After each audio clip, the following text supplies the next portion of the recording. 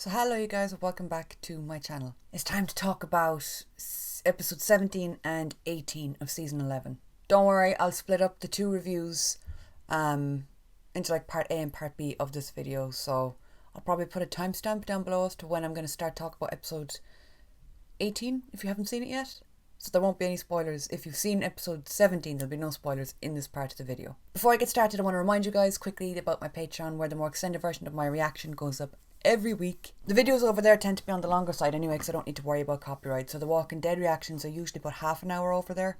And then there's a whole bunch of other shows, like we're doing Rings of Power, House of Dragon, She-Hulk, Only Murders in the Building, and I'm starting up Andor, the new Star Wars show. So, okay, on to The Walking Dead.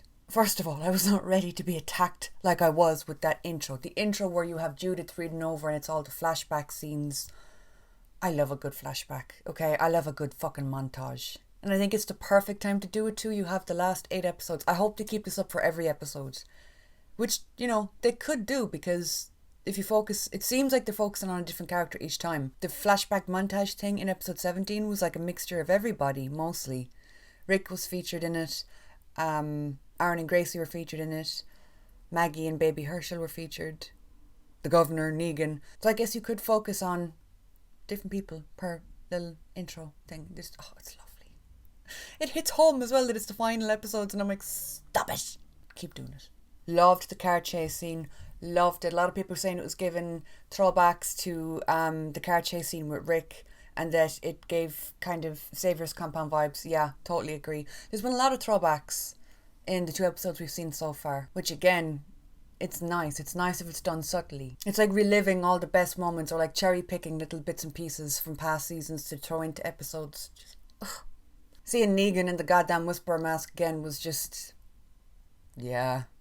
I mean, honestly, I know people say like health and safety and stuff. People say, yeah, as if there's like studies on this. But people have said that like, you know, wearing the Whisperer masks or wearing the dead skin will make you sick after a while or whatever. You're in the apocalypse. You've already survived this long. I'd be all balls to the wall. I'd be wearing the Walker Whisperer masks everywhere I went just to be safe. I don't know why they don't just do that all the time. We had Daryl proving yet again why he remains one of my favourite characters to this day. He managed to get another shot off on Hornsby. Now granted it wasn't a headshot, but look, better than nothing. The absolute standout moment of this has to be the scene between Daryl and Maggie when they're both kind of squatting down in the alleyway. They're laying low. Oh, and when he tells her, you don't need to apologise, not to me, and he mentions Glenn, lads. We've had a few moments like that between Maggie and Daryl. I think like a lot of people still blame Daryl for his little outburst in the lineup, and I think he still does too. But seeing him bring up Glenn's name and seeing him be like, you don't have to apologise, not to me. Whenever you get Daryl alone in a scene with someone, you know it's going to be a good scene. My guy doesn't have that many lines, but my God, when he does. Oh yeah, I like the chase scene as well, through all the washing. You had all the washing lines hanging up. You know, people's drawers just floating in the breeze trying to air dry, and Jerry comes fucking running through the place with the kids, trying to hide from that evil motherfucker. Rosita and Mercer as well is something I've seen a lot of people saying. A lot of people saying they ship them. I like them together. I think they work well together. It's an interesting dynamic. I still ship her with Gabriel. I didn't notice this. Some people said it in the comments, and I think it's because it was mentioned on Talking Dead. Or in like the behind the scenes segment thing, but I saw it on Instagram recently that there was a walker in the underground that was based off Freddy Krueger.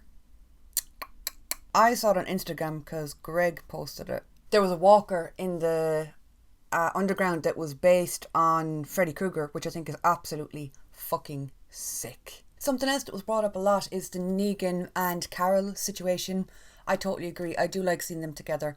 They've proven before they've worked well together with the whole Whisper shit that they've worked together on. I don't know what it is about them. I think it's because they have aspects of their personality that they feel kind of outcast. They feel like they're always on the outskirts, you know what I mean, of what's going on. And both of them are really adaptable. Both of them can adapt to any situation.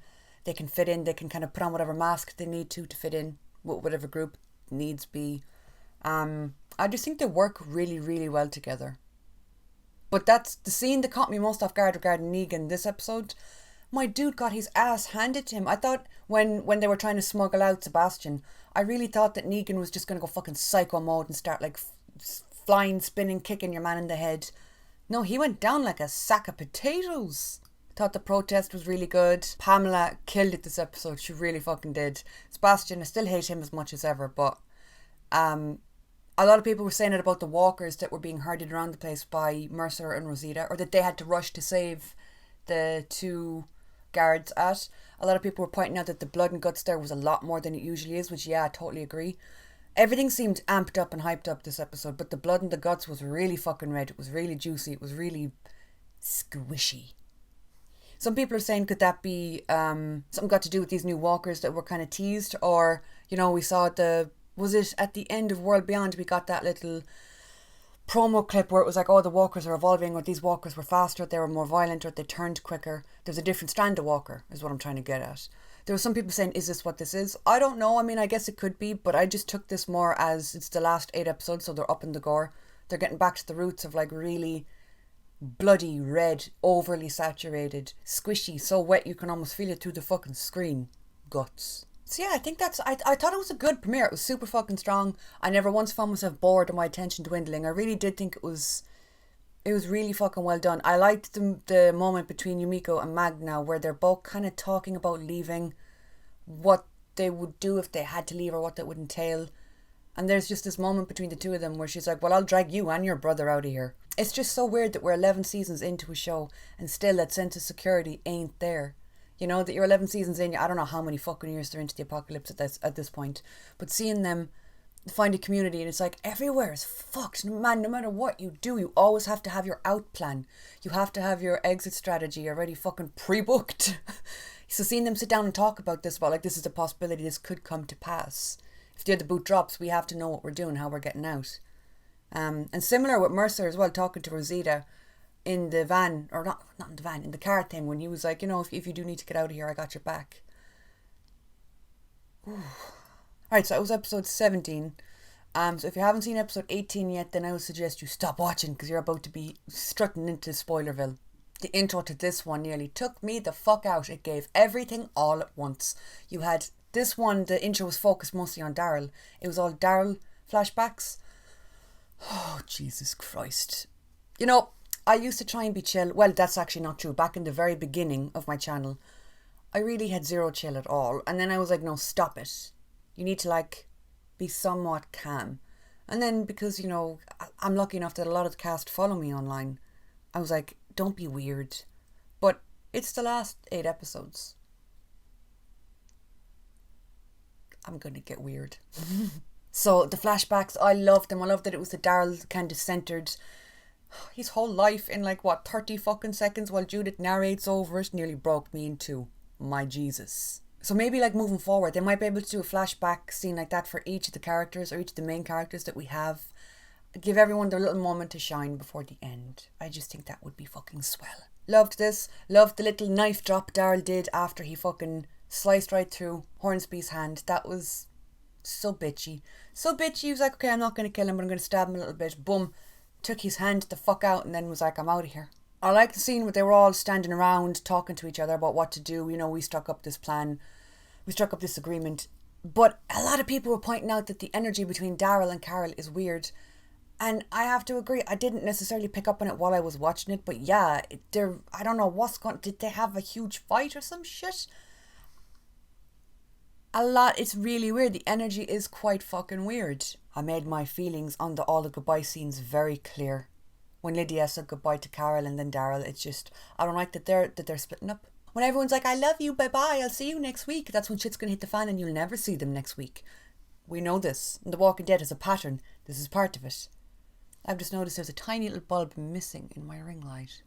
How long have you been gone? Judith, listen, my God. I said it, I think it was episode 17, it was the last one, where just before they had to play the quiet game, before they had to hide, you saw Judith, RJ and Gracie all sitting down at a table, and it's like, they're the future. Not just of the show, but like, they're the fucking future. They're kids that were born and raised in the apocalypse. They're kids that can hold their own and take care of themselves. And seeing them all sit together is just nuts.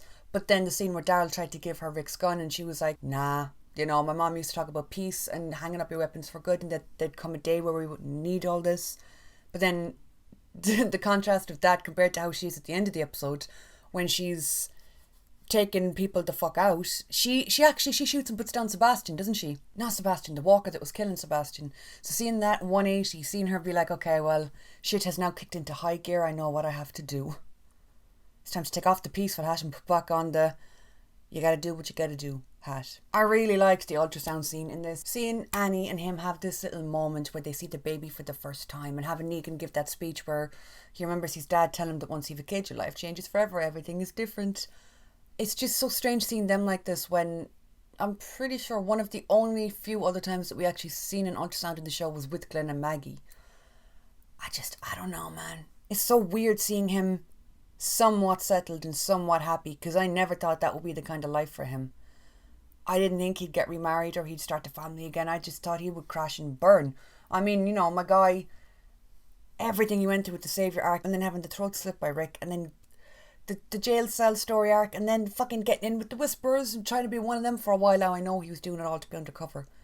But he has had the wildest, trippiest storyline. You just don't know what that motherfucker's going to get up to next.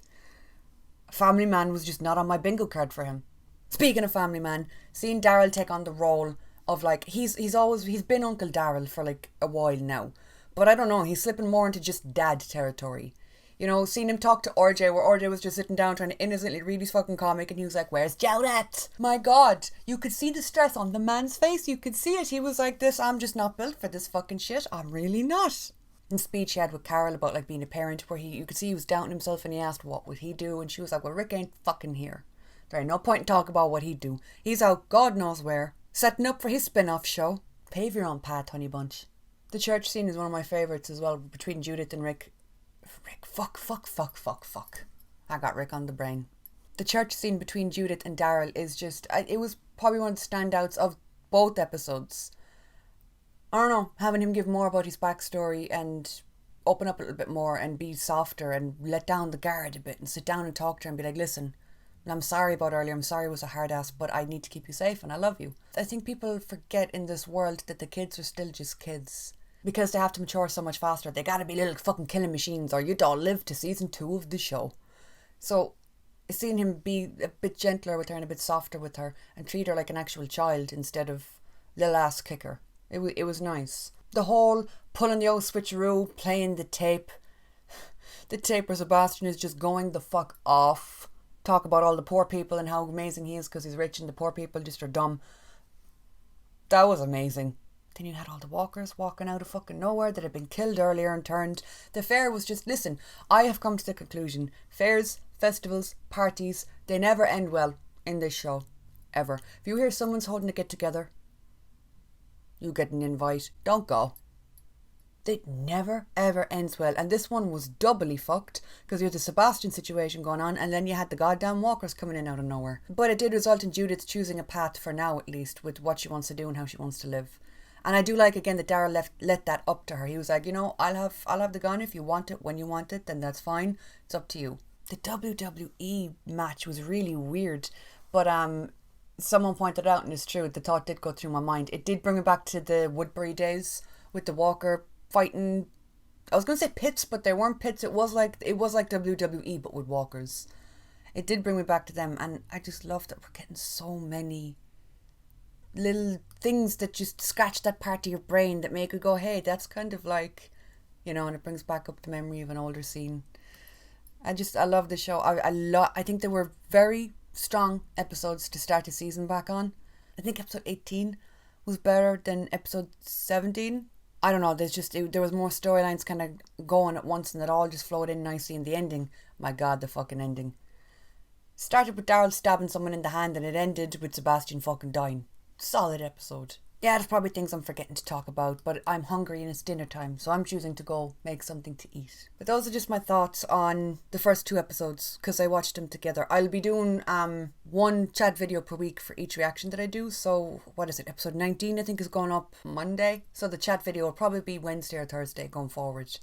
But I just wanted to keep this as one and just do both of them as one big video because it makes more sense. It's so weird that's the last time that we're ever going to get a premiere for the main show. So yeah, you guys, that is it. I know as soon as I stop recording and go down, I'll have an epiphany in the kitchen. I'll be holding my cup of coffee and I'll want to absolutely just ram my head through a wall when I remember things that I should have included that I didn't. But there you go. Let me know your thoughts down below. The link to my Twitter, my Instagram, all that stuff is in the description if you want to find me, connect with me there. Thank you so much for watching and I will talk to you all soon.